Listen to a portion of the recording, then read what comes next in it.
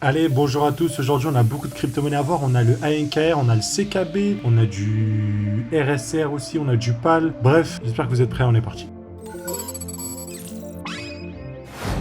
Avant, comme d'habitude, n'oubliez pas de vous abonner, les amis. Ce que je vous propose, c'est de commencer par Solana. Parce que sur Solana, on avait parlé du setup juste ici, qui s'était invalidé. En gros, on avait parlé d'un setup d'accumulation qu'on retrouvait juste là, qui a été invalidé. Au final, on est venu encore une fois faire une nouvelle réaccumulation, un peu plus bas cette fois, vous l'avez vu. Une touche de touche, cassure à la baisse, cassure à la hausse. Et cette fois, ça semble bien mieux se présenter. On a ce bloc-là qui est intéressant, pourquoi pas sur Solana. La target, bien évidemment, ça va être de viser l'ATH. Ok, ça va être de viser les 264 $.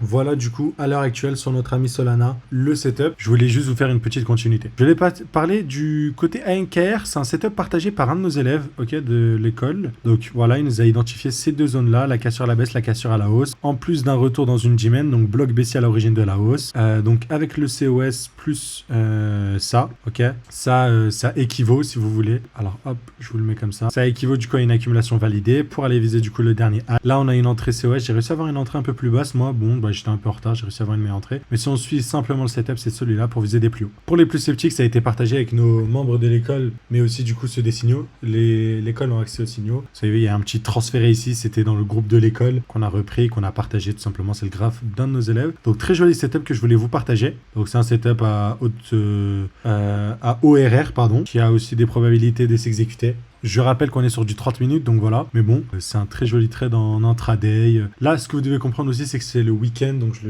le disais hier, mais aujourd'hui aussi. Allez-y tranquille. Généralement, sur le week-end, sur le marché, on va pas trop avoir de price action. Donc même demain, attendez-vous à ce que ce soit un petit peu mieux que le samedi, mais vraiment mou. Et lundi, on reprendra un peu les choses sérieuses. Donc voilà, ça c'est tout ce que vous devez savoir. Par rapport à NKR, c'est un très joli setup que je voulais vous indiquer juste là. Voilà.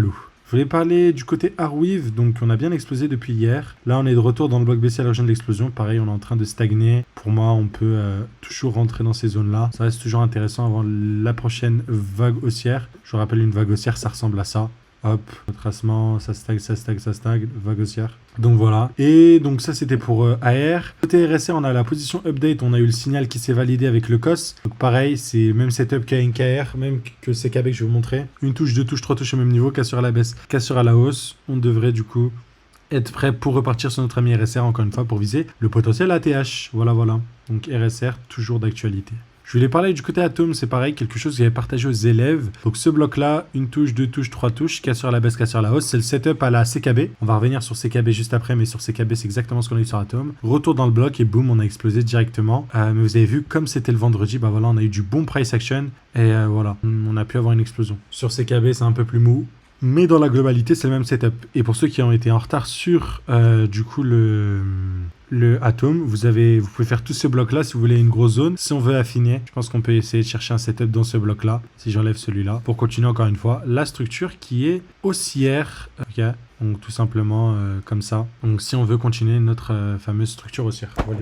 Côté CKB, du coup, c'est le même setup. C'est une touche, deux touches, trois touches, cassure à la baisse, cassure à la hausse. C'était moins explosif que notre ami, comment il s'appelle, notre ami Atom. Mais voilà, on est en train de stagner. Invalidation sur ce point bas là, pardon. On est passé assez proche, mais toujours pas invalidé. On va du coup attendre sagement et gentiment à la suite. On a pas mal de liquidités à venir récupérer ici en plus sur CKB, donc toujours des confluences en plus à venir chercher sur notre ami CKB. Et voilà, donc on verra bien. Si on arrive à bien garder un peu cette structure-là, si vous voulez, ça devrait le faire.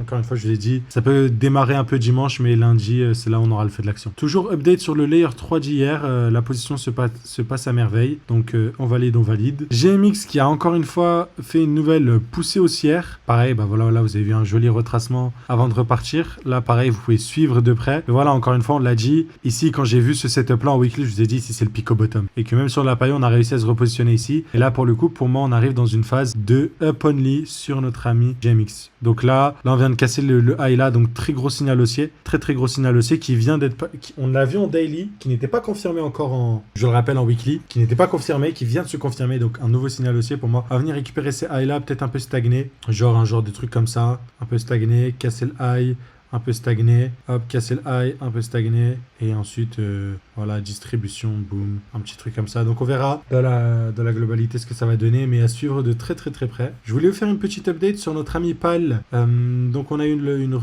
re-entrée ici. Là on a explosé, on a possiblement, du coup si on reste sur ce momentum très très bullish, une nouvelle phase comme celle-ci qui va vous permettre de re-rentrer. Alors, les phases là sont assez intéressantes. Ça vous donne vraiment deux zones. Vous avez la zone ici qui peut être intéressant pour re-rentrer. Je dirais même qu'on peut confluer ces deux zones. Voilà. Et si vous êtes vraiment haussier, etc., on peut avoir une entrée dans cette zone-là. Ce que je vais essayer d'observer pour moi, c'est quelque chose peut-être sur du 15 minutes qui pourrait être intéressant. Sur du 15 minutes, quand je dis intéressant, ce serait là une touche de touche, cassure à la baisse, qu'on vient de récupérer un high. Voilà, voilà. Un peu comme on a eu le setup ici, une touche, deux touches, trois touches, cassure à la baisse, cassure à la hausse. Et voilà, ça peut être intéressant de rentrer progressivement. Encore une fois, aucun conseil en investissement, mais je vous partage mon analyse, les smart money concepts comme d'habitude, et ça peut vous donner un peu une idée globale de la chose. Côté mantra, j'avais ce setup là qui est en cours. Bon, je me méfie de ce token là quand même, il est ultra overextended. Voilà, on a des bougies quand même de dingue. Alors je vais me remettre sur OMUSD pour avoir un peu tout l'historique de la crypto. Mais voilà, on avait eu cette zone là, donc au final c'était pas une vraie distribution, on est reparti. Là on a fait une bougie d'enfer. Pour moi, on peut s'attendre au moins à des retracements jusqu'au 0,5. Donc attention par rapport à ce genre de crypto-monnaie là. Si on est dans un bull market, c'est pas ce genre de choses, selon moi, qu'on devrait target. C'est plutôt des crypto-monnaies du coup qui sont super basses, comme Arweave, des trucs comme ça, donc voilà à suivre. J'ai eu aussi un élève qui m'a partagé un potentiel setup sur Joe, qui est un DEX, pareil, un même setup dans la globalité, création de résistance, cassure à la baisse, cassure à la hausse. On l'a vu sur Ether, on a call le bottom de partout, encore une fois. Et là, on arrive dans cette zone-là, donc il va falloir faire attention. Mais en fait, ces tokens-là envoyaient des très gros signaux en weekly. Donc voilà, des cassures majeures. Après des longs retracements, généralement, c'est ce qui amène le giga pump du bull market avant le dump. Donc à suivre encore une fois. Une autre opportunité que je suis, c'est le Clore qui a bien retracé, qui a confirmé du coup sa structure en weekly. Et quand je dis qu'il a bien retracé, c'est sur du 1 heure, voilà, je vous le rappelle. C'est qu'on a bien retracé, donc on a perdu peut-être, je crois qu'on a perdu une quinzaine de pourcents, une connerie dans le genre. Ouais, une dizaine de pourcents. Est-ce que c'est suffisant pour partir? On verra. J'ai dans le viseur du coup ces G-Men de là, ok, et j'ai l'impression que du coup on a créé un peu un espèce de support ici, si je ne m'abuse, qu'on pourrait donc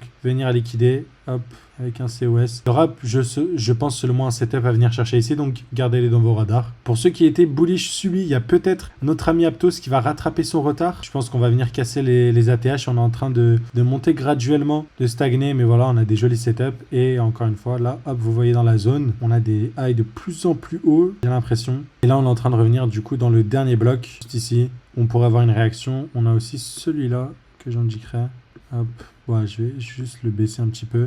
Voilà, mais sur Aptos, ça pourrait repartir. Et encore une fois, là, ce sera un mouvement à la SUI qui pourrait être produit. Pour plus de technicité dans le setup, il faut peut-être descendre en petite time frame. Mais voilà, une cassure majeure comme celle-ci, ça peut être intéressant pour se placer. À titre comparatif, ça pourrait donner... si imaginons qu'on a un high ici et qu'on fasse un truc comme ça, ce serait voilà ça. Et là, du coup, moi, je me positionnerai ici au COS, stop loss sur le low ici, pour viser des plus hauts sur notre ami Aptos. Côté Tao, il y a un setup que je suis d'assez près, c'est en 1 heure. Du coup, on a eu le retour parfait dans cette G-Men de là. Attendez, je vais changer de chart pour que ce soit un peu plus lisible. Donc, on avait identifié cette G-Men de là. On vous avait dit, voilà, selon moi, c'est celle-là. Et là, on est dans la nouvelle G-Men qui n'est autre que celle-ci. La dernière fois qu'on était dedans, on a bien réagi. Donc, pour moi, ne serait-ce que acheter en spot ici sans trop optimiser le SL, ne serait-ce que pour viser un RR de 2, je pense que c'est faisable. Un RR de 2, même un RR de 5, ça vous donnerait un Tao à 900$, ce qui n'est pas ultra déconnant en réalité. Donc ouais, pour moi c'est un setup à venir chercher. On peut peut-être l'optimiser avec ce qu'on appelle du coup une accumulation oblique. Donc là